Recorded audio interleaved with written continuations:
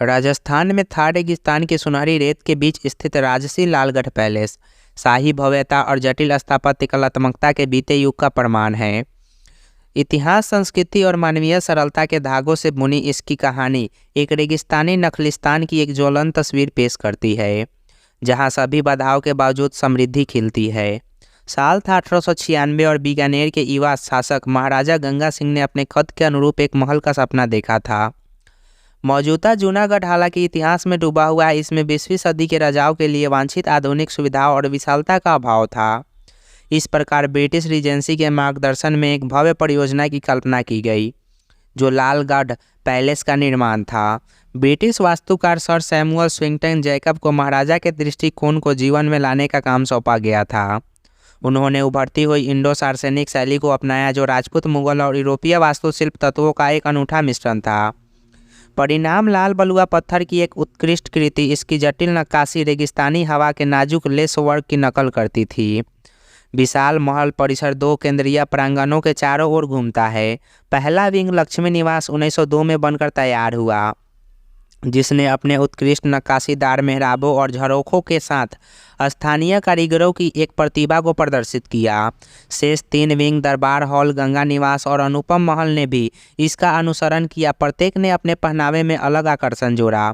दरबार हॉल वह स्थान था जहां महाराजा दरबार लगाते थे और गणमान्य व्यक्तियों का स्वागत करते थे। बेल्जियम के झुमरों से सजी इसकी ऊंची छत पिछले बीकानेर शासकों के जटिल रूप से चित्रित चित्रों की चौकस निगाहों के नीचे झिलमिला रही थी। हवा जो कभी दरबारियों की बड़बड़ाहट और तलवारों की खनक से भरी थी, अब गौरवशाली अतीत की कहानी सुनाती है। गंगा निवास महाराजा के निजी निवास के रूप में कार्य करता था, जो धूमधाम और समारोह के बीच शांति का आश्रय था।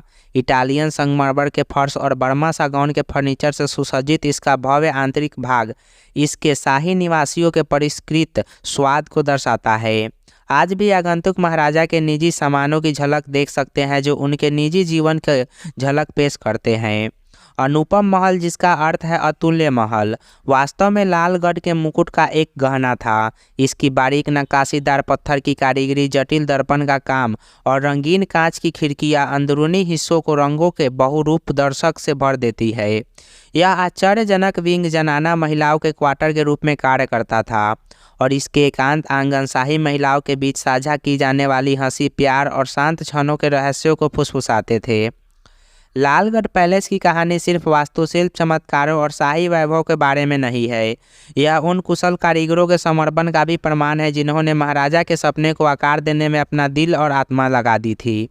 जटिल पैटर्न को सावधानीपूर्वक उकेरने वाले पत्थर तराशने वालों से लेकर दीवार को जीवंत भित्ति चित्रों से सजाने वाले चित्रकारों तक, प्रत्येक व्यक्ति ने लालगढ़ को जीवंत बनाने में महत्वपूर्ण भूमिका निभाई। आज लालगढ़ पैलेस एक हेरिटेज होटल के रूप में खड़ा है, जो मेहमानों को शाही भव्यता का अनुभव कराने के लिए स्वागत करता है। महाराजाओं का युग भले ही बीत गया हो, उनकी विरासत महल की दीवारों के भीतर जीवित है। जैसे ही आप भव्य महल में घूमते हैं, आप हंसी की एक गूंज, तलवारों की खनक और बीते युग की हल्की फुसफुसाहटें लगभग सुन सकते हैं।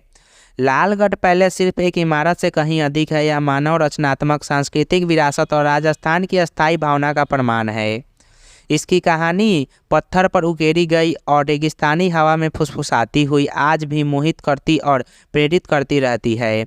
हमें उस भव्यता की याद दिलाती है जो कभी थार की रेगिस्तान की शोभा बढ़ाती थी। और भी ऐसे ही महलों और किलों के बारे में जानने के लिए हमारे वीडियोस देखें, हमारे चैनल को सब्सक्राइब करें और वीडियोस को शेयर करें।